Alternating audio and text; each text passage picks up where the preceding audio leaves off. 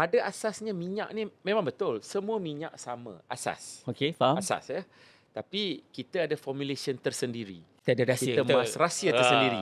Sama macam ayam goreng. Kita mengungguli dua tempat yang teratas, Champion dan number 2, stesen di Ladang Bikam dan juga Paguh Utara. Dan stesen kami di Ladang Bikam bukan sahaja memenangi anugerah National Tok Ya, baru-baru ini stesen itu juga telah memenangi anugerah toilet terbaik untuk negara ASEAN. Wow, tak stesen di pernah Ladang ada. Bikam. Saya minta maaf, saya memang tak pernah dengar ada anugerah toilet terbaik. Ini first time saya dengar. Assalamualaikum. Kali ini saya berada di stesen minyak BH Petrol Jalan Genting Kelang bersama saya orang kuat BH Petrol, Cik Fazri Shah Razali, Ketua Pegawai Operasi BH Petrol.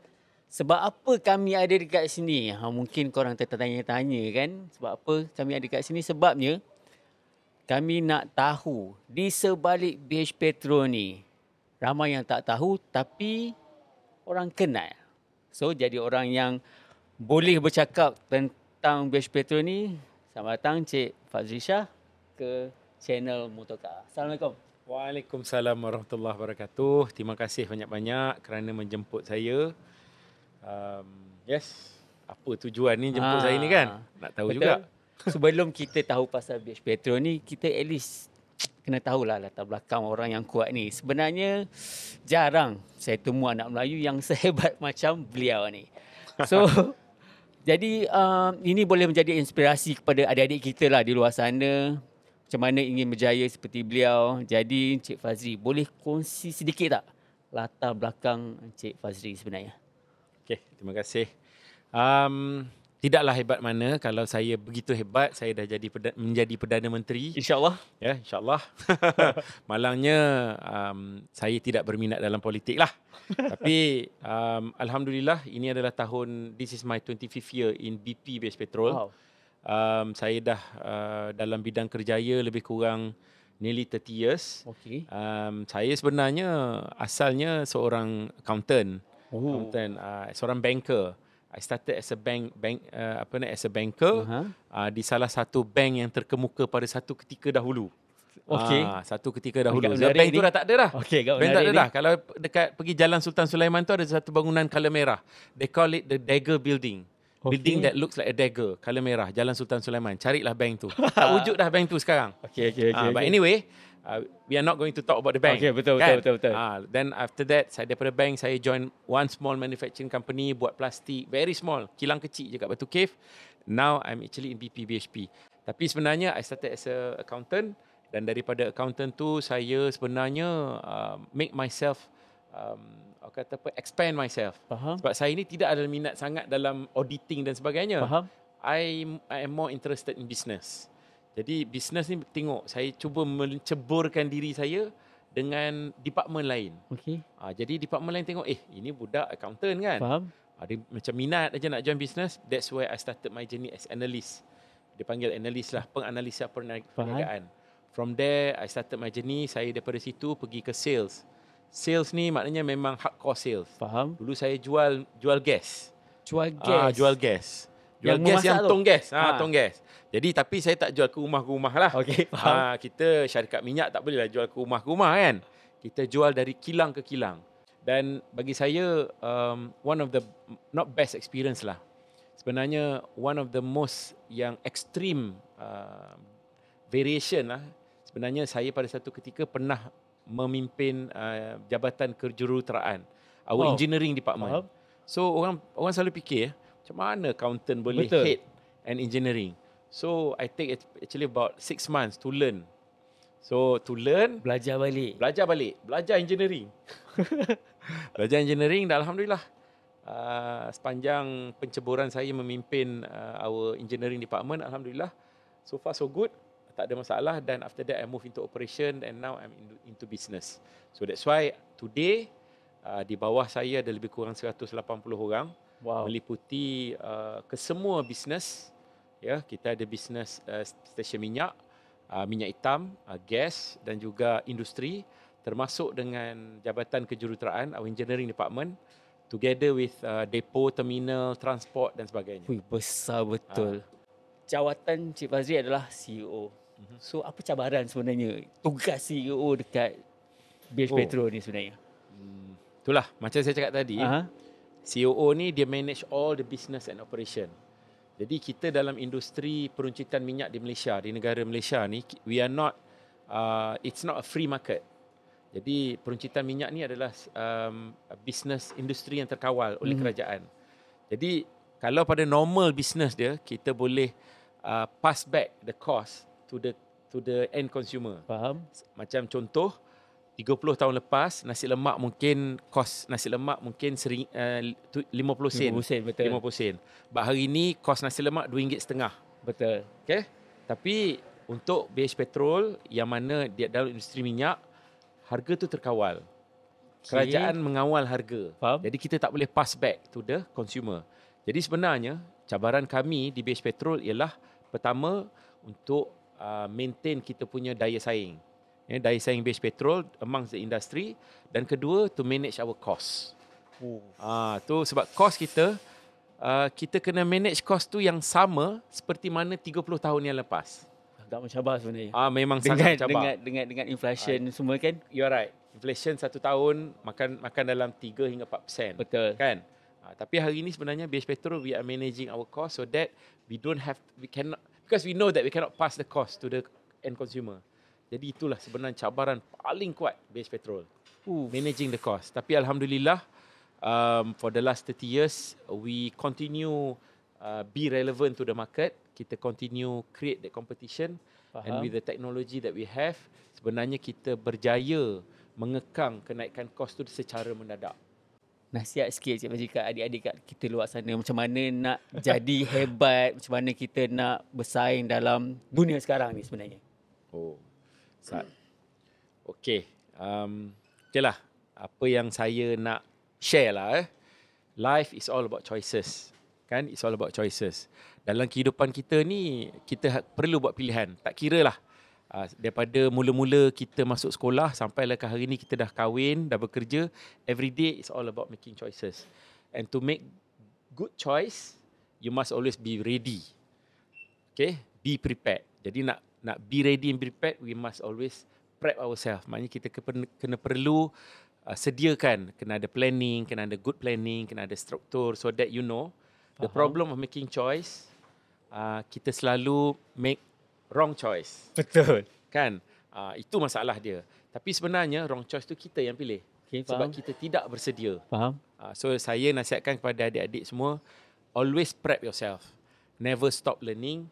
Understand the situation. Then only you can make great choice. Because like I always say to my team, to my anak-anak even, opportunity is like crisis. Okay. It always knocks at the wrong time. Sama. Opportunity also knocks at the wrong time. Today, I always believe whatever choice that you make is actually the best choice. Faham. Because as long as you plan, you prep yourself and you tawakal.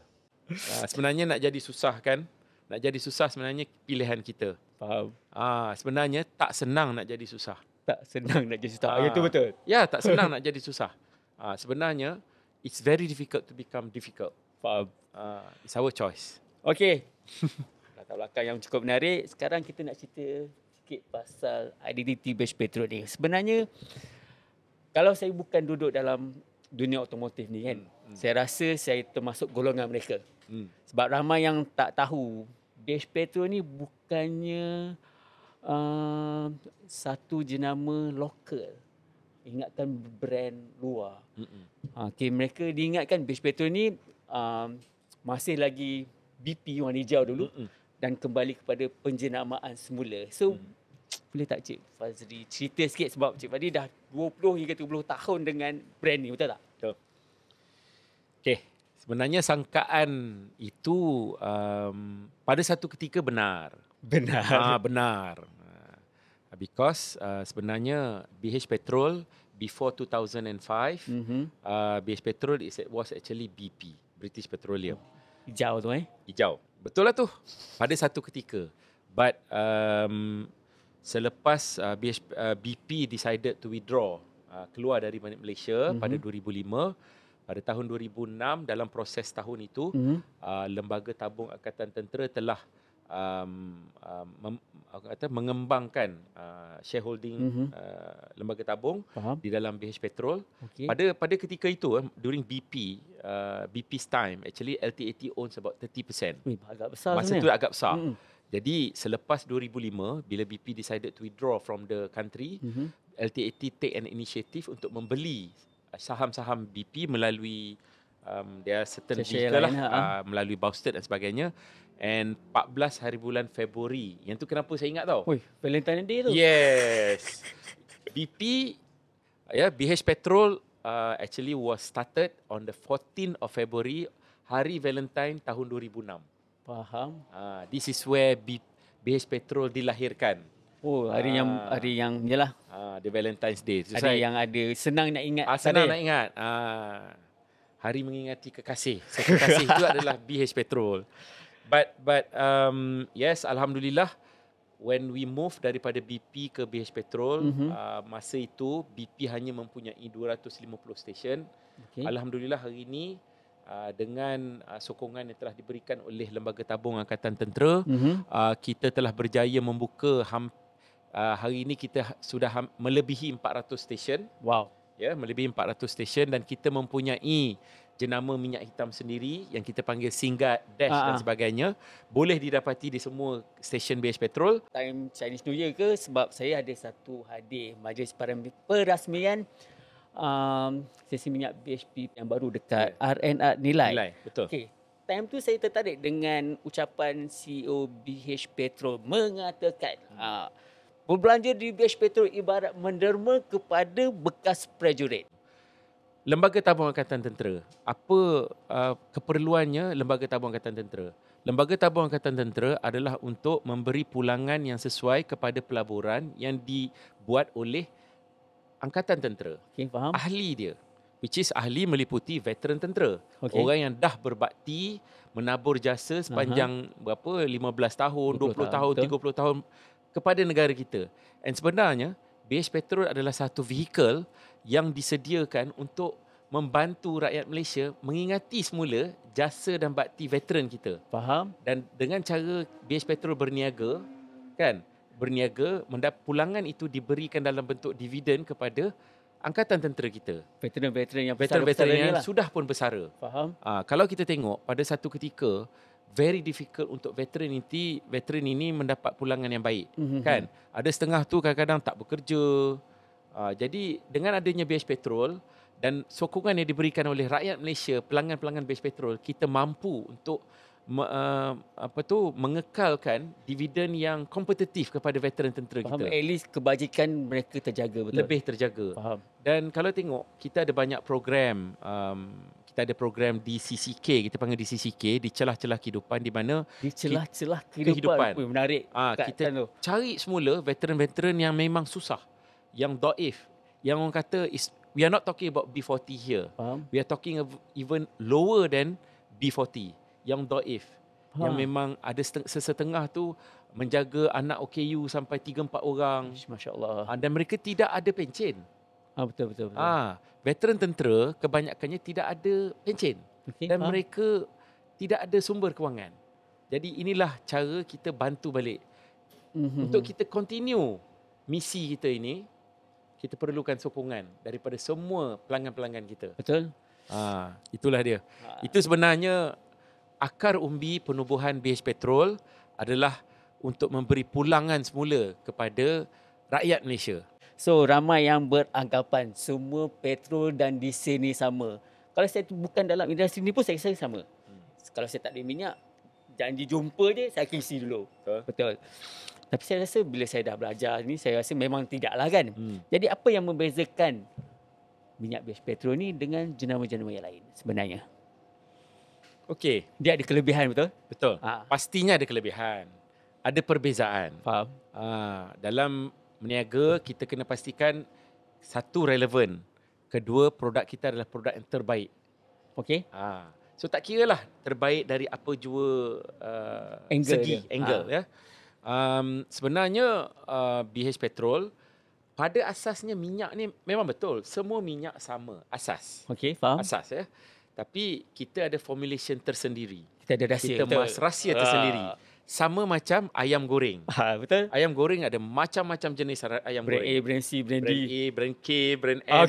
Semua sama. Yang tu dah spesifik sangat dah tu. Kan sama. Tapi masing-masing ada kekuatan masing-masing. Kan? Sama juga macam BH Petrol. Kami ada kekuatan yang tersendiri. Formula aditif yang kita letak di dalam minyak asas tu tadi, itu yang membezakan.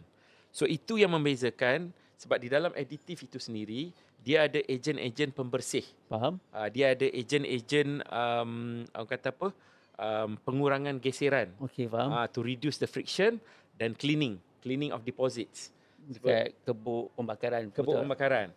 Dia minyak ni sebenarnya dia bukanlah dalam kenderaan kita bukanlah kenderaan yang orang kata apa kenderaan yang sempurna. Faham? It's not and minyak kita bukanlah bukan semua minyak ni dia bergantung pada enjin tu. Enjin kita tidak sempurna.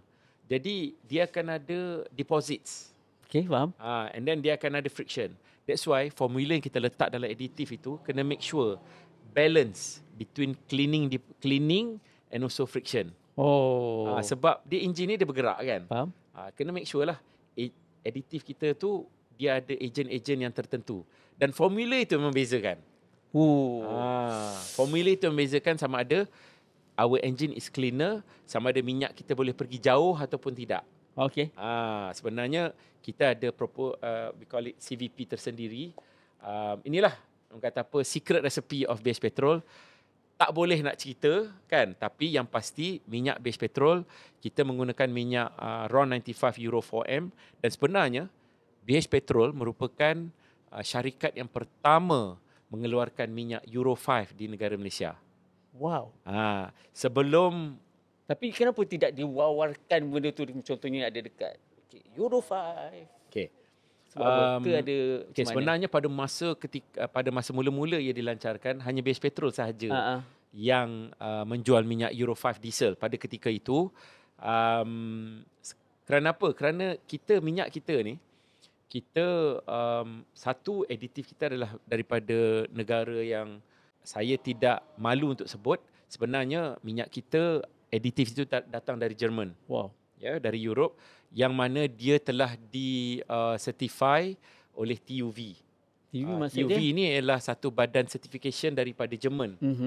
Kalau tengok kereta-kereta Jerman kan macam itulah ibarat dia. Kalau kereta high-end kena kena mendapatkan kelulusan certification pensijilan daripada TUV. Sama macam aditif yang kita ada di BH Petrol. Wow. Kita dapat pengiktirafan itu dan pensijilan itu daripada TUV SUD di Jerman. Okey. Jadi formula aditif itu yang menyebabkan diesel kita tu adalah diesel yang terbaik. Formula itu. Sebab kita dah mula bertapak Euro 5 ni daripada awal dan daripada hari ini formula itu telah ditambah baik. Okey, faham. Maknanya teknologi itu telah ditambah baik beberapa kali. Kita bukan baru dalam penjualan minyak Euro 5. Baru tahu. Kena ingat tu. BH Petrol nak dapat Euro 5 diesel, BH Petrol semua Euro 5. Tak perlu takut yang siapa pakai diesel yang high end, yang brand-brand mahal tu, BH Petrol cucuk je memang dah Euro 5. Betul. Betul. Okey, yang ni selalunya mitos. Saya tak tahulah RON 95, 97 ni kan.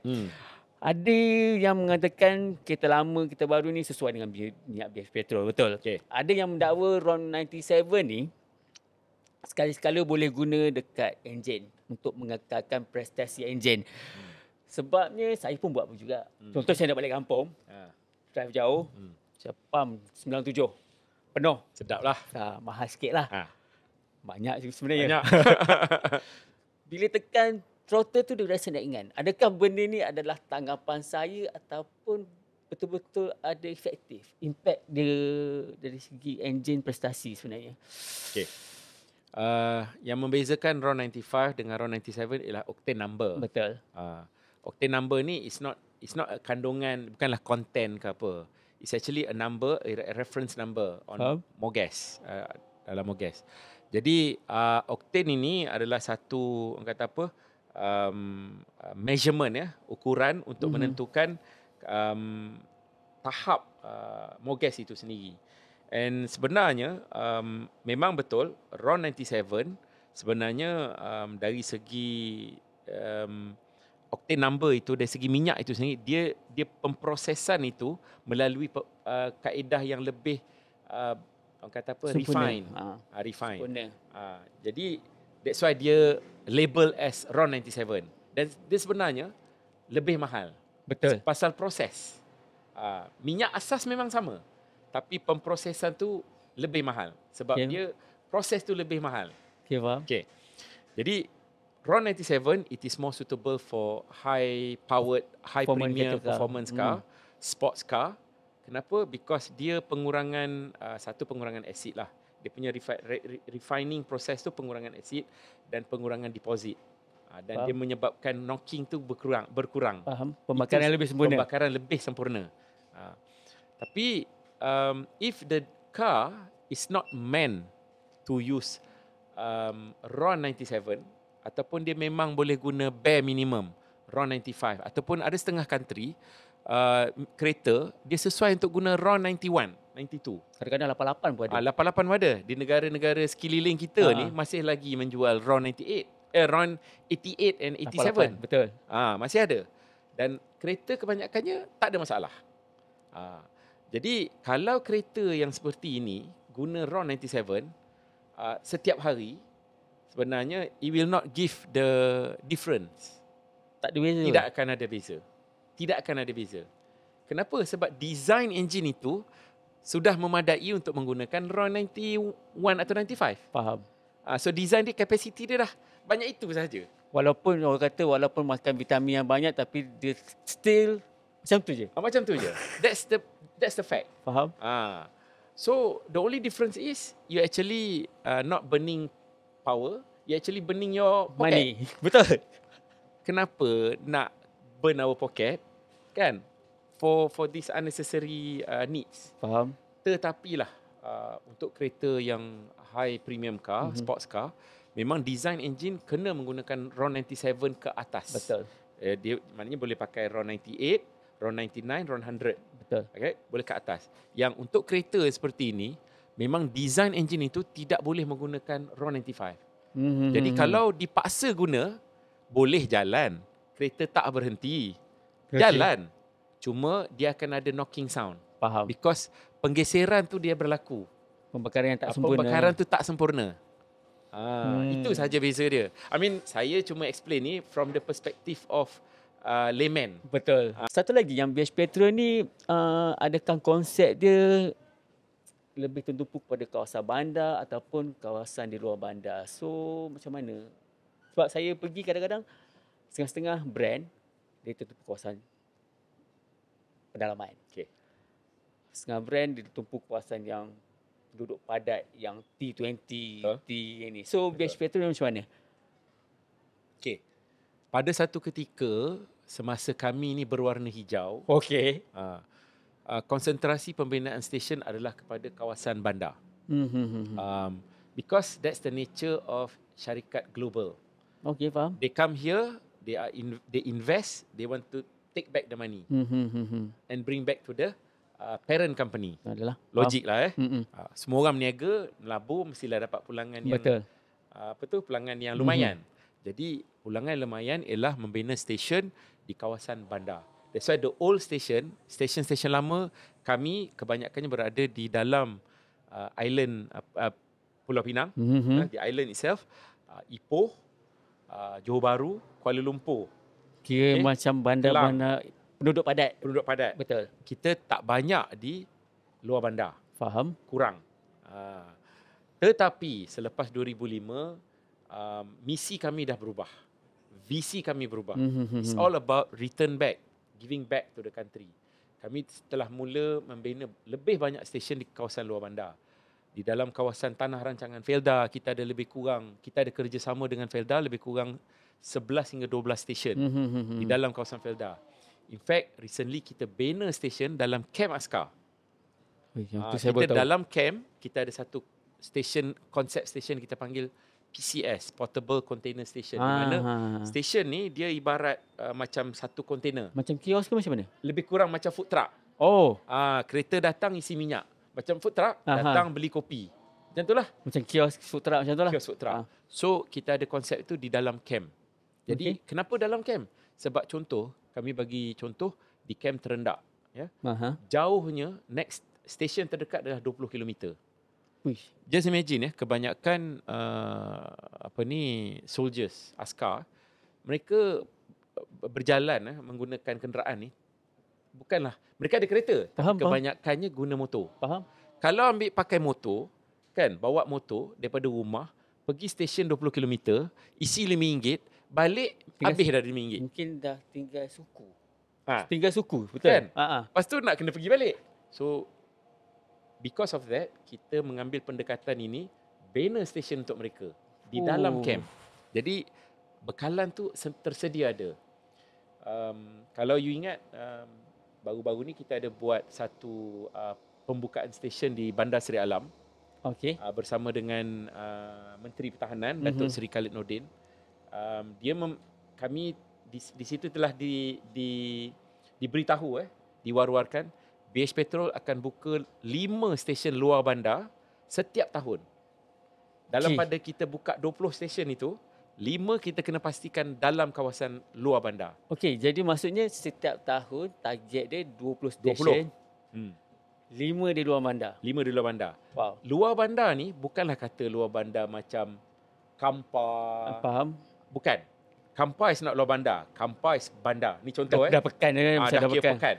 Kita cerita luar bandar ni macam kawasan kita panggil Padang Tengas. Pernah dengar? Faham. Padang Tengas. Satu kawasan di tengah-tengah. Kawasan kecil, kampung kecil di tengah-tengah dua bandar. Dua jajaran bandar. Stesen terdekat adalah 20 km dan sekarang kebanyakan penduduk kampung membeli minyak dalam botol. Okey. Satu botol 1 liter. 1 liter dijual RM7, RM5 hingga RM7. Wow. Kalau di stesen kita beli harga RM2.05 saja. Kan? Jadi sebenarnya itu satu kita merampas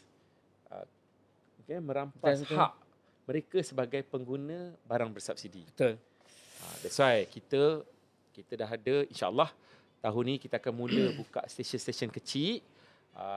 InsyaAllah tahun ni kita akan buka satu di kawasan Jeli dan satu juga di kawasan Kedah tu lah, Padang Tengah. Faham. InsyaAllah.